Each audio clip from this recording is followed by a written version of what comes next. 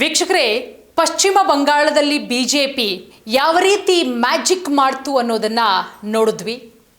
ಯಾಕಂದರೆ ಎಂತೆಂಥವರು ಕೂಡ ಚುನಾವಣೆಗೆ ಸ್ಪರ್ಧಿಸಬಹುದು, ಸಾಮಾನ್ಯ ಜನ ಕೂಡ ಶಾಸಕರಾಗಬಹುದು ಅನ್ನೋದನ್ನು ಬಿಜೆಪಿ ಪಕ್ಷ ತೋರಿಸ್ಕೊಟ್ಟಿದೆ. ಅದು ಪಶ್ಚಿಮ ಬಂಗಾಳದಲ್ಲೂ ಕೂಡ ಸಾಬೀತಾಗಿದೆ. ಮತ್ತೊಂದು ಕಡೆ ಈಗಿರುವಂತಹ ಪ್ರಶ್ನೆ, ಯಾರಾಗ್ತಾರೆ ಪಶ್ಚಿಮ ಬಂಗಾಳಕ್ಕೆ ಮುಂದಿನ ಮುಖ್ಯಮಂತ್ರಿ? ಸಾಕಷ್ಟು ಜನರ ಹೆಸರುಗಳು ಕೂಡ ರೇಸಲ್ಲಿದೆ, ಸಾಕಷ್ಟು ಜನರ ಹೆಸರುಗಳು ಕೂಡ ಕೇಳಿಬರ್ತಾ ಇದೆ. ನೋಡಿ, ಮನೆ ಕೆಲಸದ ಹೆಂಗಸು ಈಗ ಶಾಸಕಿಯಾಗಿದ್ದಾರೆ. ಪಶ್ಚಿಮ ಬಂಗಾಳದಲ್ಲಿ ಬಿಜೆಪಿಯಿಂದ ಗೆದ್ದು ಮ್ಯಾಜಿಕ್ ಮಾಡಿದ್ದಾರೆ ಕಲಿತಾ ಮಾಝಿ.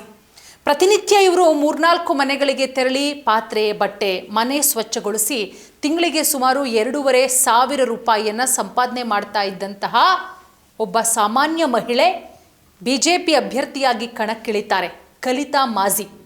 ಈಗ ಚುನಾವಣೆಯಲ್ಲಿ ಗೆದ್ದು ಶಾಸಕಿಯಾಗಿ ಆಯ್ಕೆಯಾಗಿದ್ದಾರೆ. ಈ ರೀತಿಯ ಉದಾಹರಣೆ ಸಾಕಷ್ಟಿದೆ. ಬಿಜೆಪಿ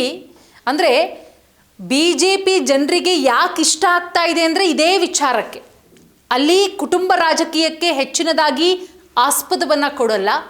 ಒಬ್ಬ ಸಾಮಾನ್ಯ ಕಾರ್ಯಕರ್ತ, ಪಕ್ಷದ ನಿಷ್ಠಾವಂತ ಪ್ರತಿನಿಧಿ, ಪಕ್ಷದ ನಿಷ್ಠಾವಂತ ಕಾರ್ಯಕರ್ತನಿಗೂ ಕೂಡ ಪಕ್ಷ ಸ್ಥಾನಮಾನವನ್ನು ಕೊಟ್ಟು ಆತ ಉನ್ನತ ಸ್ಥಾನಕ್ಕೆ ಹೋಗಿರೋ ಉದಾಹರಣೆಗಳು ಕೂಡ ಇದೆ. ಅದಕ್ಕೆ ಸಾಕ್ಷಿ ಪ್ರಧಾನಮಂತ್ರಿ ನರೇಂದ್ರ ಮೋದಿಯವರು.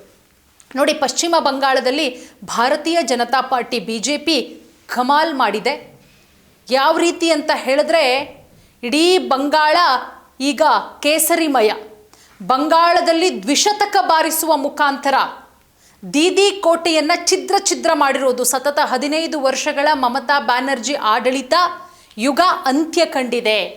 ನೋಡಿ, ಪಶ್ಚಿಮ ಬಂಗಾಳದಲ್ಲಿ ಇದೀಗ ಕೇಸರಿ ಯುಗ ಆರಂಭ ಆಗಿರೋದು. ಈ ಮೂಲಕ ಮಮತಾ ದೀದಿ ಆಡಳಿತ ಇತಿಹಾಸದ ಪುಟ ಸೇರಿದೆ. ಇದೇ ಬಂಗಾಳದಲ್ಲಿ ಮನೆ ಕೆಲಸ ಮಾಡ್ಕೊಂಡಿದ್ದಂಥ ಮಹಿಳೆಯೊಬ್ಬರು ಶಾಸಕರಾಗಿ ಆಯ್ಕೆಯಾಗಿದ್ದಾರೆ, ನಾನು ಹೇಳಿದೆ.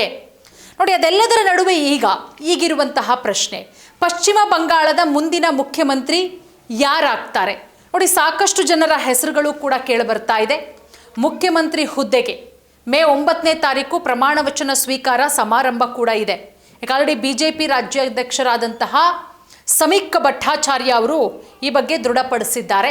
ಹಾಗಾದರೆ ಪಶ್ಚಿಮ ಬಂಗಾಳದಲ್ಲಿ ದಾಖಲೆಯ ಗೆಲುವಿನ ನಂತರ ದ್ವಿಶತಕವನ್ನು ಬಾರಿಸಿದ ನಂತರ ಬಿಜೆಪಿ ನಾಯಕತ್ವದ ಉದ್ಭವಿಸಿರುವಂತಹ ಪ್ರಶ್ನೆ ಅಂದರೆ, ಪಕ್ಷವು ರಾಜ್ಯದಲ್ಲಿ ತನ್ನ ಮುಖ್ಯಮಂತ್ರಿ ಅಭ್ಯರ್ಥಿಯಾಗಿ ಯಾರನ್ನ ಆಯ್ಕೆ ಮಾಡುತ್ತೆ ಅನ್ನೋದು.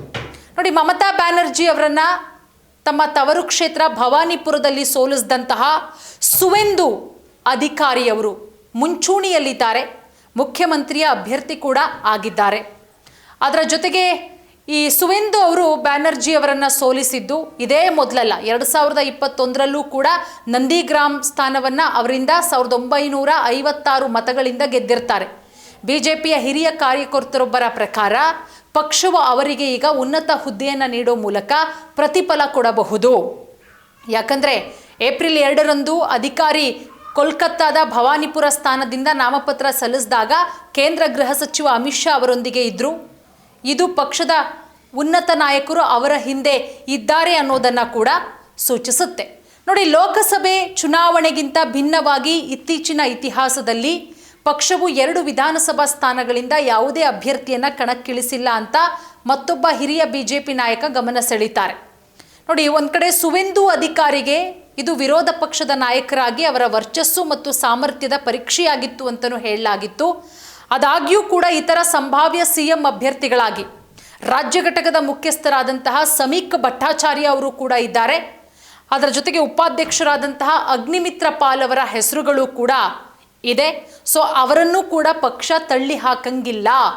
ಸೊ 3-4 ಜನರ ಹೆಸರುಗಳು ಕೇಳಿಬರ್ತಾ ಇದೆ. ಅದರಲ್ಲೂ ಸುವೇಂದು ಅಧಿಕಾರಿಯವರ ಹೆಸರು ಬಹಳ ಜೋರಾಗಿ ಕೇಳಿಬರ್ತಾ ಇರೋದ್ರಿಂದ ನೋಡೋಣ, ಪಶ್ಚಿಮ ಬಂಗಾಳದಲ್ಲಿ ಹೊಸ ಬಿಜೆಪಿ ಸರ್ಕಾರ ರಚನೆಗೂ ಮುನ್ನ ಮಮತಾ ಬ್ಯಾನರ್ಜಿ ಅವರು ಒಂದು ಕಡೆ ನೋಡಿ, ಇನ್ನೊಂದು ಬೆಳವಣಿಗೆ ಏನಾಗಿದೆ ಅಂತ ಹೇಳಿದ್ರೆ, ಮಮತಾ ಬ್ಯಾನರ್ಜಿ ಅವರು ನೇಮಕ ಮಾಡಿದಂತಹ ಎಲ್ಲ ನಿವೃತ್ತ ಅಧಿಕಾರಿಗಳನ್ನು ಕಚೇರಿಗಳಿಂದ ನಿಷೇಧ ಮಾಡಲಾಗಿದೆ. ವಿವಿಧ ಇಲಾಖೆಗಳಲ್ಲಿ ಸೇವೆ ಸಲ್ಲಿಸ್ತಾ ಇರುವಂತಹ ನಿವೃತ್ತ ಅಧಿಕಾರಿಗಳಿಗೆ ಇವತ್ತಿನಿಂದ ನೀವು ಕಚೇರಿಗೆ ಹಾಜರಾಗಬೇಡಿ ಅಂತ ಹೇಳಿ ಸೂಚನೆಯನ್ನು ಕೂಡ ಕೊಡಲಾಗಿದೆಯಂತೆ.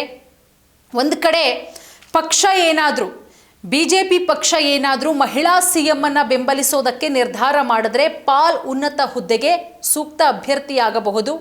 ಯಾಕಂದರೆ 2019ರಿಂದ 2024ರವರೆಗೆ ಲೋಕಸಭಾ ಸಂಸದರಾಗಿದ್ದರು. ಸಮೀಕ್ ಭಟ್ಟಾಚಾರ್ಯ ಅವರ ನಾಯಕತ್ವದಲ್ಲಿ ಪಕ್ಷವು ಬಂಗಾಳದಲ್ಲಿ ಮೊದಲ ವಿಧಾನಸಭಾ ಚುನಾವಣೆಯಲ್ಲಿ ಗೆದ್ದಿತ್ತು. ಸೊ ಇದನ್ನು ಕೂಡ ಪರಿಗಣಿಸಲಾಗುತ್ತೆ. ಸೊ ಭಟ್ಟಾಚಾರ್ಯ ಅವರು ಪ್ರಸ್ತುತ ರಾಜ್ಯಸಭೆಯ ಸದಸ್ಯರು ಕೂಡ ಆಗಿದ್ದಾರೆ. ಒಟ್ಟಾರೆ ಬಹಳ ಕುತೂಹಲ ಕೆರಳಿಸಿದಂತಹದ್ದು ಪಶ್ಚಿಮ ಬಂಗಾಳ. ಸೊ ಕೊನೆಗೂ ಕೂಡ ಅಲ್ಲಿ ದೊಡ್ಡ ಮಟ್ಟದಲ್ಲಿ ಕಮಲ ಅರಳಿದೆ, ದ್ವಿಶತಕವನ್ನು ಬಾರಿಸಿದೆ.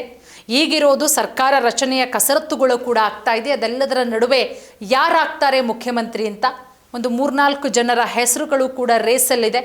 ಸೊ ನೋಡೋಣ ಕೊನೆಗೆ ಅಂತಿಮವಾಗಿ BJP ಹೈಕಮಾಂಡು ಯಾರನ್ನ ಮುಖ್ಯಮಂತ್ರಿ ಸ್ಥಾನದಲ್ಲಿ ಕೂರಿಸುತ್ತೆ ಅಂತ ಹೇಳಿ. ಧನ್ಯವಾದ.